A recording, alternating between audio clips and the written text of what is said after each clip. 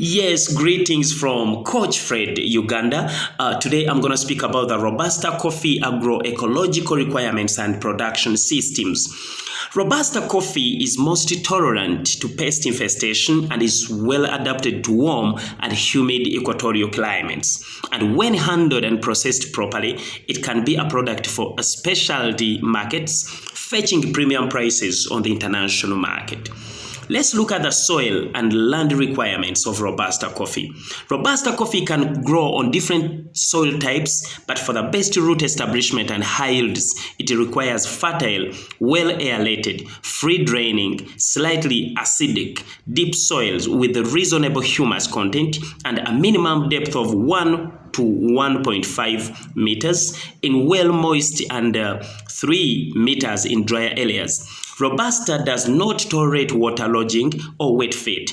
The best ideal soils are volcanic red earth and sandy loam with good structure and the texture and the rich in organic matter.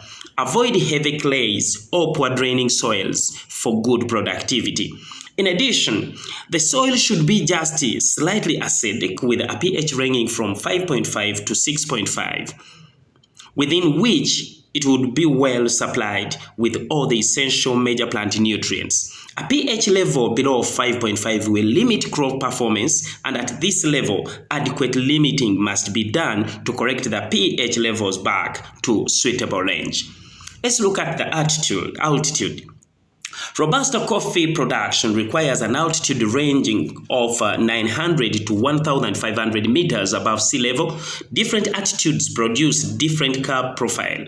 Robusta coffee grows at a higher altitude tends to be more acidic and complex, while that grown at lower elevations tends to be more intensely flavored. Uganda is a classic case showing differences in elevation. It produces relatively high altitudes Robusta coffee at an average of 1,200 meters above sea level. Let's look at the temperature for Robusta coffee. Robusta coffee requires warmer temperatures ranging from 22 degrees to 28 degrees Celsius. It is much more tolerant to hot conditions compared to Arabica coffee.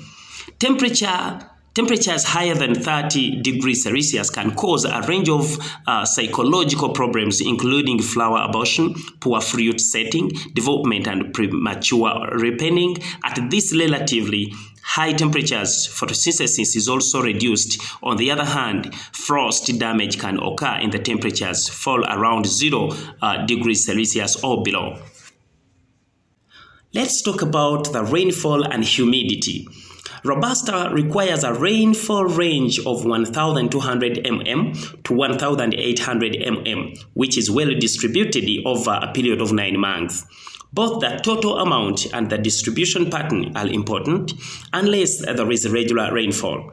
Younger newly planted coffee seedlings should be irrigated or hand-watered at least twice a week to ensure that the seedlings get established. Also, where there is inadequate rainfall during growth, supplementary watering and irrigation to sustain the continuous growth is very, very important. Uniform flowering and good fruit formation should be carried out.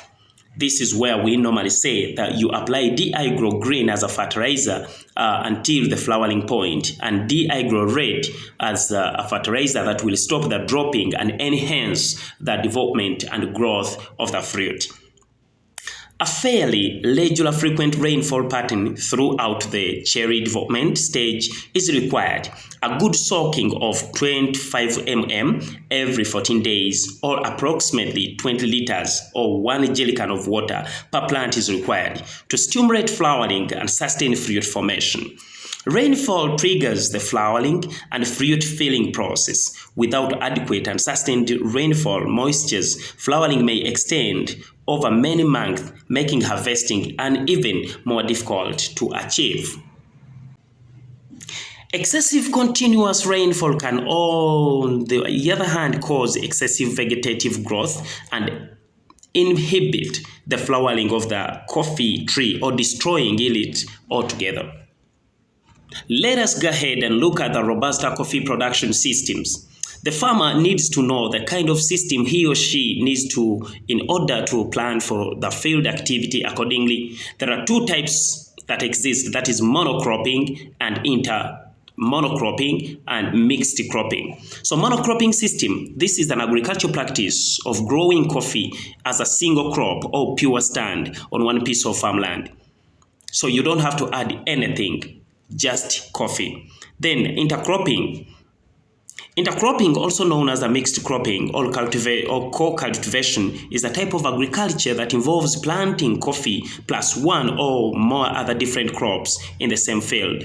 While the coffee is still young, there is an area of land between the young coffee trees which can be utilized to grow various crops, mainly food crops. Recommended crops intercropped in coffee are bananas, green peppers, cabbages, tomatoes, soybeans, groundnuts, and others. 2 crops can be grown per year during the first 2 years, but it is important to note that, however, that growing beans on the same plots continuously or particularly in the humid areas may result into a serious problem of aphids. This practice therefore must be avoided. Maize, millet, rice, and root tubers such as potato and cassava are highly nutrient-demanding crops. Therefore, I cannot encourage farmers to intercrop them with coffee. Thank you very much for listening to Coach Fred Uganda. You wait for next phase, for next part of the Robusta coffee. Thank you very much. Please don't forget to subscribe to my channel, where we are going to be looking at a couple of skills on as far as farming and other businesses are concerned. I'm Coach Fred Uganda. I love you.